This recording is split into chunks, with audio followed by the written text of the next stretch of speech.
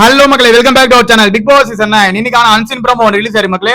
கமுதின் அவர்களுக்கு red card கிடைக்கிறதுக்கு அதிகபட்ச வாய்ப்புகள் இருக்கு. அதுக்கு முக்கியமான ரீசன் என்னன்னு பாத்தீங்கன்னா, இந்த வாரம் கமுதின் வந்து மைக் இஷ்யூல நல்லா மாட்டிருக்காப்ல. அது மட்டும் இல்லாம இப்போ எஃப்ஜேவை அடிக்கவும் போயிருக்காப்ல. அதாவது இந்த கோர்ட் மேட்டர் ஒன்று நடந்துட்டு இருக்கு பாத்தீங்களா, நம்ம விஜய் பார்வதி விசஸ் கமுதின் உங்களோட மைக் இஷ்யூ வந்து இப்போ கோர்ட்ல எடுத்துட்டு வந்திருக்காங்க.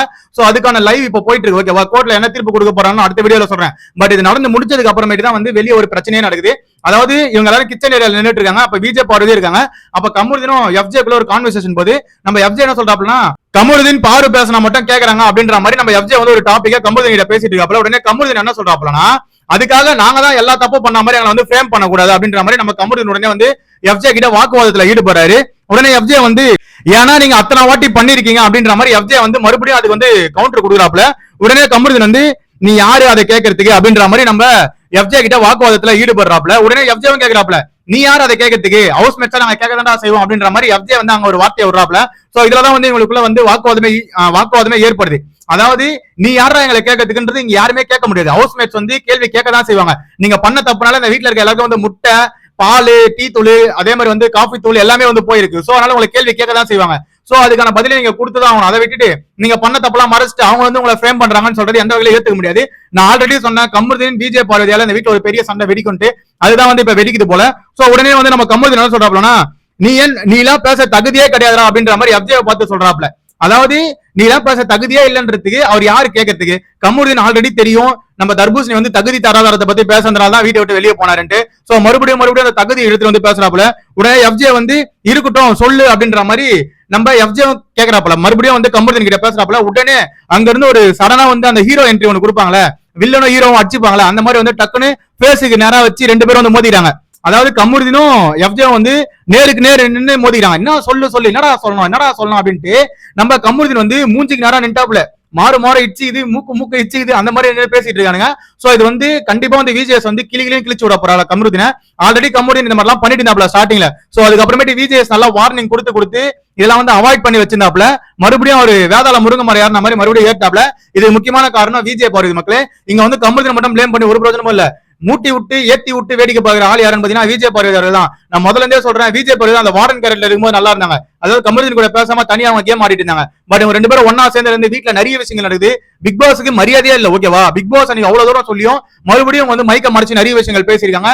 நேத்து வரைக்கும் அது வந்து கண்டினியூவா போயிட்டே தான் இருக்கு. சோ இதுதான் வந்து கோர்ட்ல கேஸா போட்டிருக்காங்க. அந்த கேஸை முடிச்சு வெளியே வந்து அவங்க தோத்துட்டாங்களா என்னன்னு தெரியல. அந்த கான்ல வந்து பேசிட்டு இருக்காப்ல. அப்ப உடனே வந்து நம்ம எஃப்ஜேவும் வந்து என்ன அவரை வந்து எஃப்ஜேவும் எகிரி போறாப்ல. சோ உடனே கமுதின் அவர்கள் வந்து என்ன சீன் போடுறியா அப்படின்ற மாதிரி நம்ம எஃப்ஜேவை பார்த்து கேட்கிறாப்ல. ஆமா என்ன அப்படின்ற மாதிரி எஃப்ஜேவும் அதுக்கு வந்து பதில் கொடுக்குறாப்ல. உடனே கமுதின் வந்து சரி மூடு அப்படின்ட்டு அவர் சொல்றாப்ல. மூடுன்றது நம்மளுக்கு வந்து அந்த வாய்ஸ் லிப்சிங் வச்சு நம்ம சொல்றோம். பட் ஆனா அந்த இடத்துல வந்து அது வந்து மியூட் பண்ணிட்டாங்க. ஓகேவா, ப்ரோமோல வந்து மியூட் பண்ணிட்டாங்க. நிறைய வார்த்தைகளை விட்டாப்ல என்னன்றது புரியல. மூடுன்றது மட்டும் நல்லா கேக்குது. அதாவது போன சீசன்ல நம்ம ராணா வந்து மூடுன்னு வந்து சௌந்தர்யா பார்த்து சொன்னதுக்கு ஓல ஸ்டார்ட் ஆகிற வேர்ட்ஸ் வந்து எடுத்து பேசிட்டாருன்னு சொல்லிட்டு ஒரு பெரிய இஷ்யூ ஆச்சுல.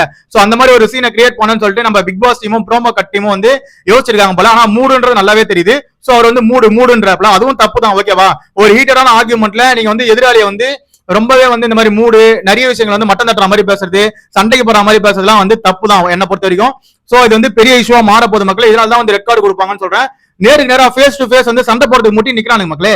சோ கண்டிப்பா வந்து இது விஜய் அட்ரஸ் பண்ணப்பல. ஏன்னா இந்த வாரம் அவ்வளவு பெரிய கண்டென்ட்ல ஒண்ணு வீட்டுல இல்ல.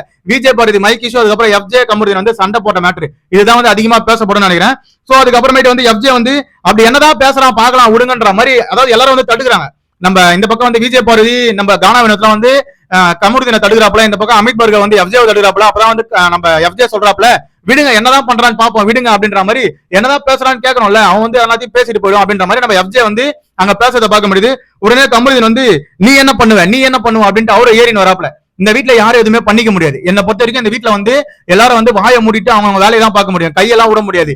நீங்க பேசிக்கலாம், அதாவது நீங்க வார்த்தையால என்ன வேணாலும் பேசிக்கலாமே தவிர கையை விட்டீங்கன்னா அது பெரிய வந்து அஃபென்ஸ் ஆகும். வெளியும் அது வந்து பெருசா வந்து கொந்தளிக்கப்படும். ஓகேவா, அது யாரா இருந்தாலும் சரி, எஃப்ஜே நல்லவன் கமுதின் கெட்டவன் சொல்ல வரல. பட் ரெண்டு பேருக்குள்ள ஹீட்டட் ஆர்கியூமெண்ட்ல யாரு ஃபர்ஸ்ட் கையா விடுறாங்களோ அவங்களுக்கு தான் வந்து ரெட் கார்டு கிடைக்கும். சோ இந்த இடத்துல வந்து கமுதினுக்கு நிறையவே வார்னிங் கிடைச்சிச்சு. ஓகேவா, சோ மேலும் வார்னிங் கொடுத்து வச்சுட்டு இருக்க மாட்டாங்க. தனிப்பட்ட கருத்து எனக்கு தெரிஞ்ச வரைக்கும் கமுதினுக்கு சரியான ரோஸ் இருக்க மக்களே. ரெட் கார்டு கொடுத்தா கூட ஆச்சரியப்படுறது இல்ல. ஆல்ரெடி பிக் பாஸ் டீம் வந்து கமுதினை வெளியேடுதான் சொல்லிட்டு ஒரு பிளான போட்டுட்டு இருக்காங்க சொல்லிட்டு நம்மளுக்கு ஒரு நியூஸ் வந்துட்டு இருக்கு.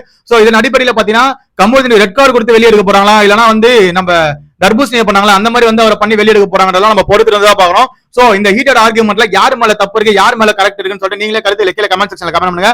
அதை பார்த்து நான் தெரிஞ்சுக்கிறேன். அது நம்ம சேனலை சப்ஸ்கிரைப் பண்ணி கூட பெல் ஐகானை தட்டி விடுங்க. அப்பதான் நம்ம போற வீடியோ உடனே வந்து சேரும். Love you, bye, take care.